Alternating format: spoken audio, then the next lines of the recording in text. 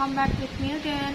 Like usually, as you know, before I start my video, I would like to introduce myself first. So my name is Florence Yolika. I'm from Management International Batch 2020. Okay, so today in this video we are going to discuss about chapter 5, which is we are going to talk about human resource planning and retention.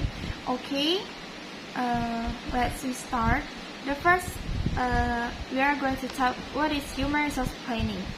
And human resource planning is a planning process that helps companies to recruit, maintain, and optimize the assignment of people needed to achieve business goals. Commonly known as workforce planning, can help you ensure that your business has the right people on your team, namely those who have the skill to compete, innovate, and are able to grow your company. The reason is there is no company that doesn't want to take the risk of the lack of expertise or skills. And what about retention and how important is it? So retention is defined as the process by which a company ensures that its employees don't quit their jobs. Every company and industry has a varying retention rate, which indicates the percentage of employees who remain with the organization during a fixed period. Retention of a positive and motivated employee is very important for the organization's success. High employee turnover increases the expense and also has a negative impact on the organization morale. Implementation of an employee retention program is an effective way of making sure that the pivotal workers remain employed while balancing and maintaining job performance and productivity. And how we forecast our HR demand and supply. Demand forecasting is a quantitative aspect of human resource planning. It is the process of estimating the future requirement of human resources of all kinds and types of the organization. There are three major methods of demand forecasting that are follows like the first one is executive judgment, workload forecasting, and statistical techniques. And if supply forecasting means to make an estimation of supply of human resource taking into consideration the analysis of current human resource inventory and future availability. The first step in supply forecasting is to take a stock of existing HR inventory as follows: headcount, job value inventory, age inventory, inventory of skill, experience, values, and capabilities, inventory of qualification and training, inventory of salary grade sex-wise inventory, local and non-local wise inventory, inventory of past performance and future potentialities. Okay. In this chapter, we are also learn about what is physical-legal contract and how important is it. So a physical-legal contract is an individual's belief in the reciprocal obligation between employees and their company. Essentially, this means what the employee believes the company owes them and what they owe in return. This belief about mutual obligation helps employees informally deal with ambiguous work situations that the formal written contract doesn't cover. Primarily, the term physical-legal contract focuses more on the dynamics of a relationship between the employer and the employees. It's concerned with the mutual expectation in relation to the inputs and the outcomes. Individual physical-legal contracts allow the employee to see their value and role within the business.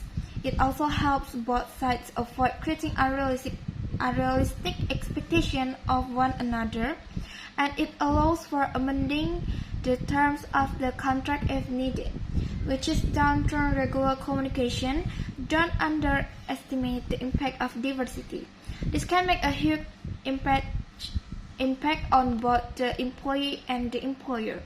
Individual physical contracts allow the employee to see their value and role within the business. It also helps both sides avoid creating unrealistic expectations of one another. And here are the three factors that affect how a given individual performs are. The first one is goal clarity. People must have in mind a clear picture of any end or goal they are to achieve. If this picture doesn't exist, they cannot tell if they are making progress or when they have completed the task or assignment, let alone if it has been completed properly. Like keep the end in view. has been set at first for almost 2,000 years. The time a manager spends in developing, communicating, and clarifying the goals or ends to be achieved is time well spent. The second one is motivation.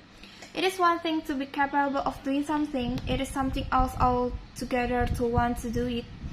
Setting aside the issue of coercion, people generally want to do things for two basic reasons. Like the first one is it serves some purpose of their own, or it serves someone else's purpose and they have accepted something in return for doing whatever it is that someone else wants done.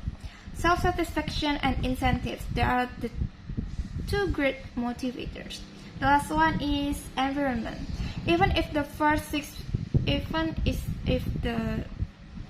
factors are present, performance might not occur if the environmental conditions are so unsuitable as to present insurmountable barriers to perform.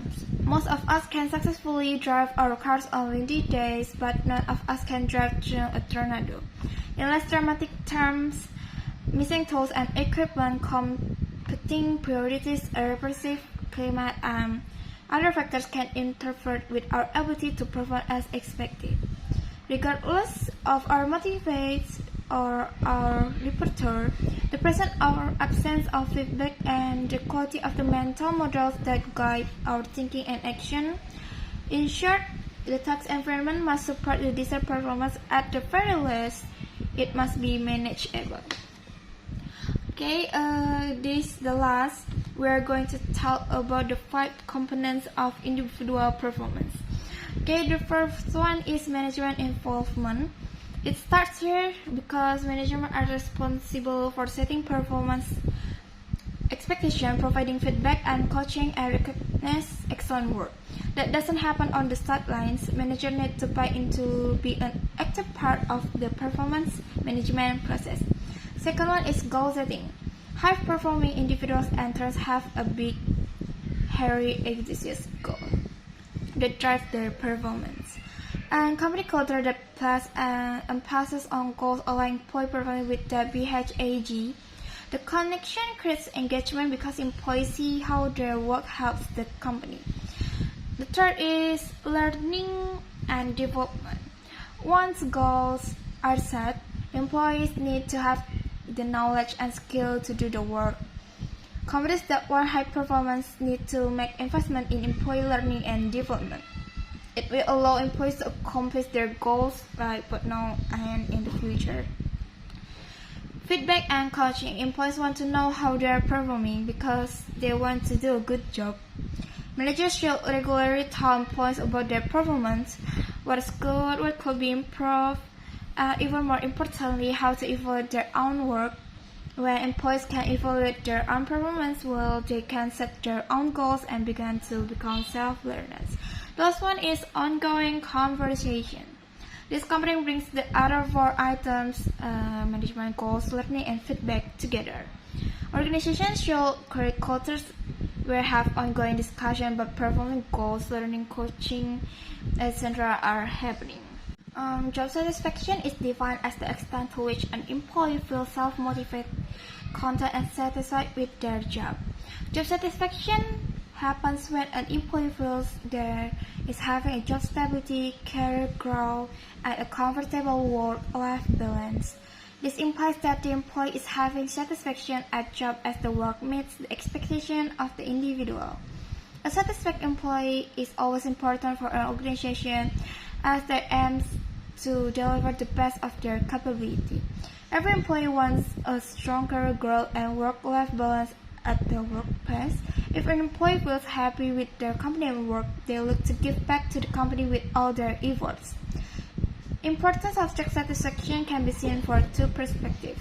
The first one we can see for employees, like job satisfaction from an employee perspective is to earn a good gross salary, have job stability, have a steady career growth, get rewards and recognition, and constantly have new opportunities. And for the employers, for an employee, job satisfaction for an employee is an important aspect to get the best out of them. A satisfied employee always contributes more to the company, help counter attrition, and help the company grow. Employers need to answer a good job description to attract employees and constantly give opportunities to individuals to learn and grow together. Okay, that's all that we are discussing in this chapter 5. So before I close my video, I would like to say thank you for those who are watching my video. Bye bye.